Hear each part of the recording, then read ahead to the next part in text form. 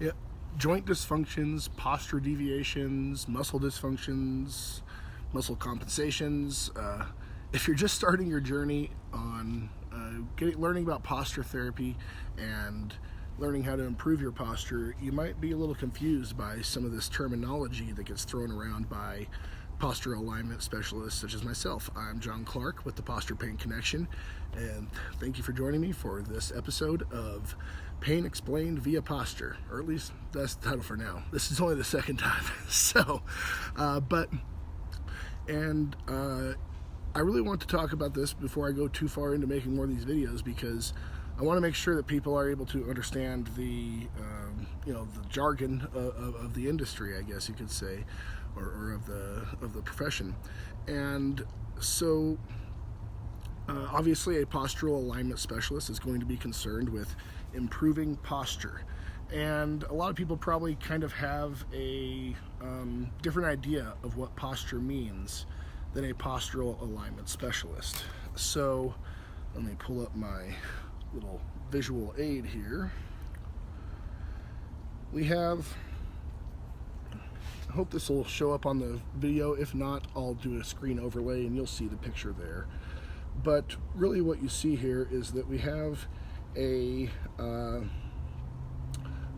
man standing, and we have an overlay of a stick figure that represents all of his major load-bearing joints in 4 different views: the front view, the left view, the right view, and we call it the top view, but we take a picture of the back, and then the top view is something we have to kind of combine from the other 3 pictures as well.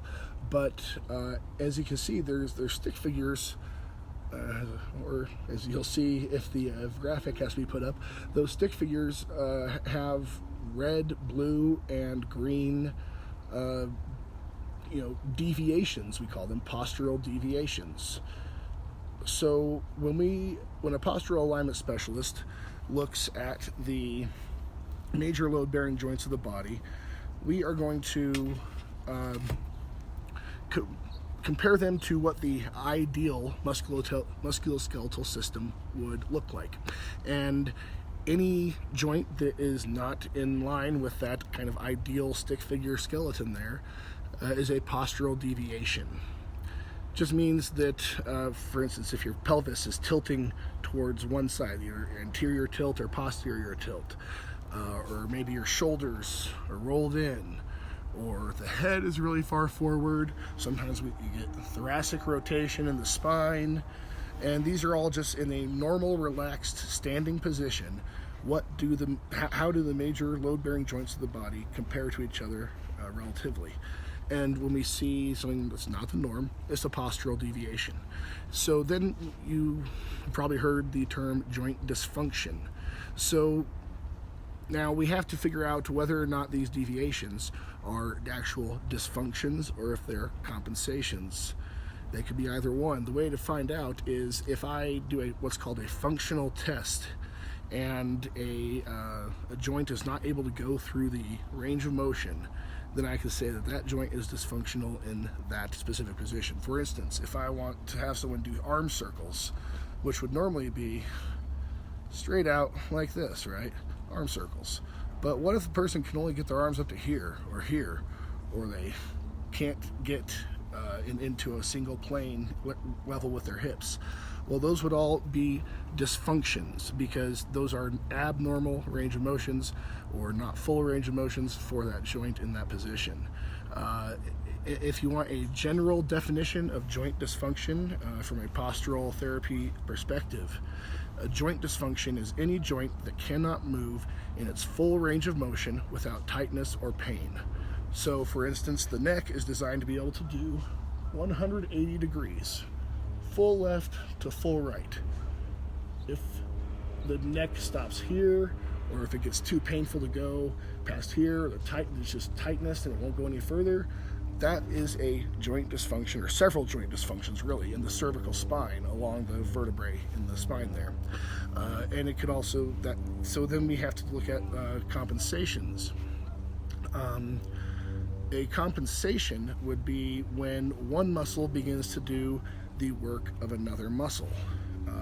and it would be a dysfunctional muscle that is no longer doing its job. So the body recruits other muscles to then become the primary movers. An example, you'll see this tons, especially with big guys like me and weightlifters. What you're going to see is rolled in shoulders. Now, when I first started postural therapy, you could almost see the back of my hand when I was standing. You're supposed to see this part of my hand. My shoulders were so rolled in that when I just stood in a relaxed state with my walker at that time, this back hand was forward, that hand was forward. So my shoulders were stuck in this really severe internal rotation. And what happens in my specific case was one of my rotator cuffs, specifically the one responsible for the ones responsible for internal and external rotation of the shoulder, had become dysfunctional, and my chest muscles, my pecs, started becoming the prime movers to do internal and external rotation of the shoulder. So if I wanted to externally rotate my shoulder, my pecs were being stretched, and that's why I couldn't get full range of motion to go outside. And then when I relaxed, those pecs just pulled it right back in. So because the rotator cuffs, and also to some extent there's more going on with the back of the shoulder, but you have compensations where the primary mover becomes the secondary mover. The secondary mover, or what should be the stabilizing muscle, then becomes the prime mover. That would be an example of muscular compensation. So when we get a joint dysfunction, we then develop a muscular compensation to do the work of that dysfunctional joint.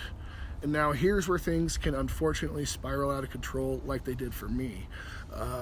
Those compensating muscles, because they're not doing their job properly, they're being forced to do this other guy's job that's not picking up the slack, then they become dysfunctional, and another set of muscles becomes dysfunctional as a result. So what's a common thing is, if someone's hips get rotated, one hip flexor is tighter than the other, then what's going to happen is that rotation is going to travel right up the spine eventually into the shoulders. And so you get thoracic rotation and shoulder disparities, elevation disparities, because of those dysfunctional hip flexors. But eventually, those become a problem too, and those become dysfunctional. And so you can get dysfunctions going down into your legs and your feet, your hands, because of what's going on in your hips. And so this postural therapy is all about disentangling this whole mess of compensations and dysfunctions, and bringing the whole body up to a neutral position with all load-bearing joints: ankles, under knees, under hips, under shoulders. Boom. And the hips level, shoulders level, knees level, knees pointing the same direction. So these are all, this is what postural therapy is. And the benefits of it are uncountable, untellable. It really allows the body to start restoring and healing itself, and getting just massive amounts of chronic pain can be relieved. And it's an amazing thing. If this has sparked your interest in postural therapy, I really hope you consider hitting the subscribe button down below. Hit the bell to get notified when new videos in this series. And of course, I'll be doing instructional videos with exercises and stuff too. But I want to educate before I just start telling people to do exercises, right? They should know why they were doing what they're doing, right? So at that, my name is John Clark with the Posture Pain Connection. If you're interested in chatting with me, check out the description below. There's a link where you can chat with me one-on-one for free, and there's also a link in the description where if you're ready, you need postural therapy, click on the scheduling link or chat with me. They're both in the description down below, and we'll get you set up, get you what you need, and start getting you living in a more functional and pain-free lifestyle. It's a beautiful thing.